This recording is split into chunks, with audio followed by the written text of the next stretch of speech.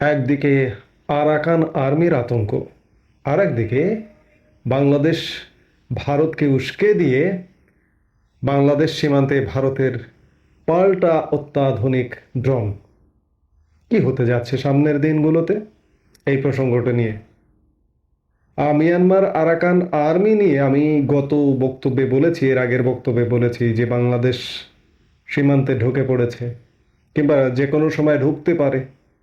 বাংলাদেশের গণমাধ্যমে এগুলো কোনো সুস্পষ্ট সংবাদ পাওয়া যায় না। কেন পাওয়া যায় না গণমাধ্যমই বলতে পারবে। আমি এর আগে একাধিকবার বক্তব্য দিয়েছি যে কেন বাংলাদেশের গণমাধ্যম এমন ভূমিকায় অবতীর্ণ। আর নতুন করে বলতে চাই না। মিয়ানমার আরাকান আর্মি যদি বাংলাদেশে ঢুকেই পড়ে, তারা মিয়ানমারের আরাকান আর্মি মিয়ানমারের যে অঞ্চলটি দখল করেছে সেটি বাংলাদেশের মোট আয়তনের 1/4 প্রায় 36,000 স্কোয়ার কিলোমিটারের কিছুটা বেশি। তারা যদি, আমি আগের বক্তব্যে বলেছিলাম যে তারা যদি তাদের যে নব্য স্বাধীন রাষ্ট্রটা ঘোষণা করতে যাচ্ছে সেটি যদি আরেকটু বড় করতে যায় এবং বড় করতে গিয়ে যদি বাংলাদেশ সীমান্তে ঢুকে পড়ে, চট্টগ্রাম অঞ্চল, কক্সবাজার চট্টগ্রাম অঞ্চল, পার্বত্য চট্টগ্রাম অঞ্চলে ঢুকে পড়ে, অবাক হবার কিছু থাকবে না। কারণ আমাদের হিলট্যাক্সেও বিদ্রোহী গোষ্ঠী আছে কয়েকটি। তারাও দীর্ঘদিন ধরে নানা রকম কর্মকাণ্ড চালিয়ে যাচ্ছে। তারা এবং মিয়ানমার আরাকান আর্মি মিলিয়ে যদি একটি অঘটন ঘটায়, তাহলে বাংলাদেশ কিভাবে মোকাবেলা করবে সেটি একটি অত্যন্ত বড় প্রশ্ন। সরকারের তরফে কিংবা কোনো জায়গা থেকে এটি যে একটা সিরিয়াস ব্যাপার, এটি একটি গুরুতর ব্যাপার, গুরুত্বপূর্ণ ঘটনা, এটিকে কোনোভাবে আমলে নেওয়ার লক্ষণ দেখা যাচ্ছে না। মনে হচ্ছে যেন সব কিছু স্বাভাবিক রয়েছে। কিন্তু একটু গভীরে যান, আপনি একজন বাংলাদেশের সাধারণ মানুষ, গভীরে গিয়ে একটু বিশ্লেষণ করে দেখুন যে এমন ঘটনা যদি হয় তাহলে বাংলাদেশের কপালে কি হতে যাচ্ছে। এই যখন অবস্থা মিয়ানমার নিয়ে, ঠিক তেমনি আর একদিকে বাংলাদেশ নতুন করে উস্কানি তৈরি করে।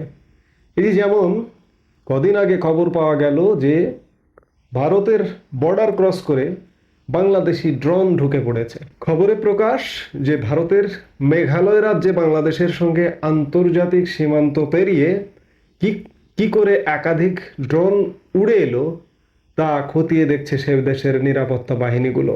বিবিসি বাংলায় খবরটি দিয়েছে। মেঘালয়ের উপমুখ্যমন্ত্রী, যিনি আবার রাজ্যের পুলিশ মন্ত্রীও, প্রেস্টন তিনসং নিশ্চিত করেছেন যে চেরাপুঞ্জির কাছে কয়েকদিন আগে যে ড্রোনগুলো উঠতে দেখা গেছে সেগুলি বাংলাদেশ থেকেই ওড়ানো হয়েছিল। মিস্টার তিনসং সংবাদ মাধ্যমকে জানিয়েছেন সীমান্তের দায়িত্বে বিএসএফ এবং কেন্দ্রীয় সরকার রয়েছে। তবে বাংলাদেশ থেকে ভারতে অনুপ্রবেশের যেসব চেষ্টা চলছে বা সম্প্রতি যে ড্রোন চেরাপুঞ্জি পর্যন্ত উড়ে এসেছিল, এ ধরনের বিষয়গুলো নিয়ে সবসময়ই রাজ্য এবং কেন্দ্রীয় সরকারের মধ্যে বিস্তারিত আলোচনা হয়। কেন্দ্রীয় স্বরাষ্ট্র মন্ত্রকের সঙ্গে নিয়মিত যোগাযোগ রেখে চলেছি আমরা। নিশ্চয়ই সেখানে গুরুতর ঘটনা ঘটেছে, যার কারণে কেন্দ্রীয় স্বরাষ্ট্রমন্ত্রীর সাথে আলাপ হচ্ছে মেঘালয় রাজ্য কর্তৃপক্ষের সাথে। এরই মধ্যে এই যখন অবস্থা, তখন ভারত কি বসে থাকবে? ভারতও পাল্টা ড্রোন মোতায়েন করতেই পারে, এটি খুব স্বাভাবিক। এই যে আরেক খবরে প্রকাশ যে বাংলাদেশ সীমান্তে ভারতের পাল্টা অত্যাধুনিক ড্রোন মোতায়েন। মেঘালয়ে যে ড্রোন ব্যবহার করা হয়েছিল সেই ড্রোন ব্যবহারের পাল্টা হিসেবে ভারতও নিরাপত্তা কৌশল হিসেবে অত্যাধুনিক ড্রোন মোতায়েন করেছে।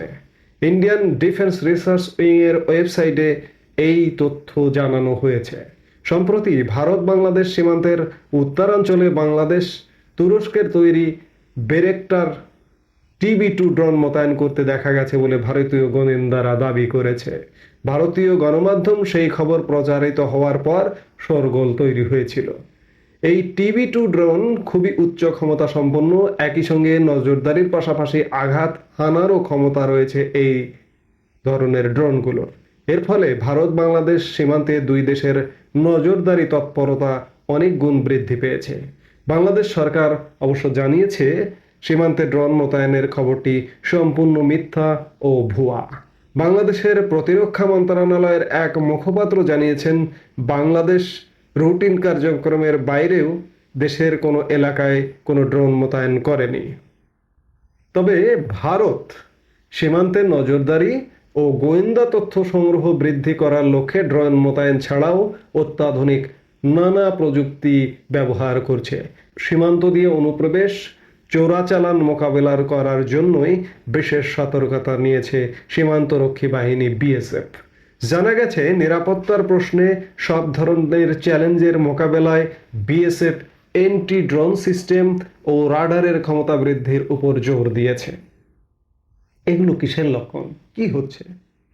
ভারত বাংলাদেশ সম্পর্ক উত্তপ্ত, ওদিকে মিয়ানমার, মাঝখানে দেশের জনগণ, বাংলাদেশের জনগণ। বাংলাদেশের সরকার যারা চালাচ্ছেন তারা তো আছেন, কিন্তু বাংলাদেশের জনগণের ভাগ্যাকাশে কি নতুন নতুন বিপদের ঘনঘটা জন্ম হচ্ছে? অবস্থার দৃষ্টিতে তাই মনে হচ্ছে।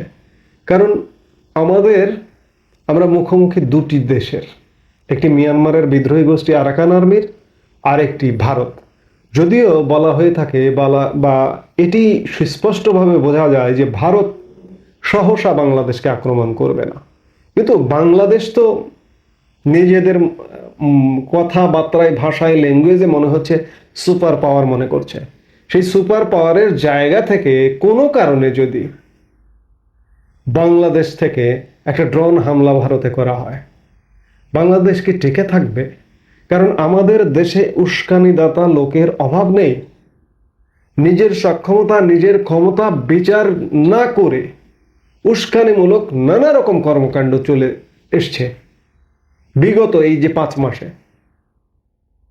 আমি আমার জীবনে কখনো দেখিনি। আমার এই কথাগুলো বারবার বলতে হচ্ছে যে ভারত কখনো বাংলাদেশ অভিমুখে, বাংলাদেশের দিকে ড্রোন তাক করে বসে আছে, এটি দেখিনি।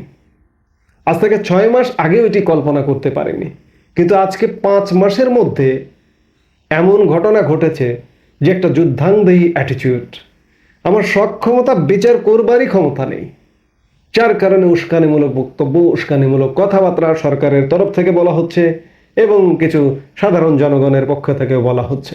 ভারত দখল করবে, নতুন মানচিত্র তৈরি করবে। এই যে কদিন আগে উপদেষ্টা মাহফুজ আলম এক নতুন মানচিত্রের আবির্ভাব ঘটিয়েছেন, ভারতের কয়েকটি রাজ্যকে সাথে জুড়ে দিয়ে বাংলাদেশের মানচিত্র। কত বড় দুঃসাহস! অবসরপ্রাপ্ত সামরিক কর্মকর্তারা 4 দিনে কলকাতা শহর দখল করবেন। সামরিক কর্মকর্তা আপনারা আপনাদের সক্ষমতা জানেন? আপনারা যে 4 দিনে কলকাতা দখল করতে চান, এইসব উস্কানি বাংলাদেশের মানুষকে বিপদে ফেলানোর জন্য। ভারতের যে অপারেশনাল 6টি কমান্ড আছে, এর মধ্যে ইস্টার্ন কমান্ড, ফোর্ট উইলিয়ামের সদর দপ্তর, সেই ফোর্ট উইলিয়াম দপ্তরের সাথেই, সামরিক শক্তির সাথেই বাংলাদেশের সামরিক তুলনা করাটা সম্ভব না। সেখানে আমরা উস্কানিমূলক বক্তব্য দিয়ে যাচ্ছি। আপনারা কি চান আসলে? বাংলাদেশের মানুষকে বিপদে ফেলতে চান? বিপদে তো ইতিমধ্যেই ফেলেছেন। বাংলাদেশের মানুষ হাড়ে হাড়ে টের পাচ্ছে। আর কত? কি স্বার্থ পেছনে? কার উস্কানি? কোন দেশের উস্কানি? এই মুহূর্তে তো আর কেউ আপনাদের পেছনে থাকবার কথা নয়, কারণ আপনাদের পেছনে থেকে কে বিপদ ডেকে আনতে চাইবে? এই যে মিয়ানমার ইস্যুটি যদি বলি, সেখানে মিয়ানমারের বিদ্রোহী আর্মির পক্ষে থাকবে, তবু আপনাদের পক্ষে কেউ থাকবে না, জান্তার পক্ষেও থাকবে না। চীন থাকবে না, ভারত থাকবে না।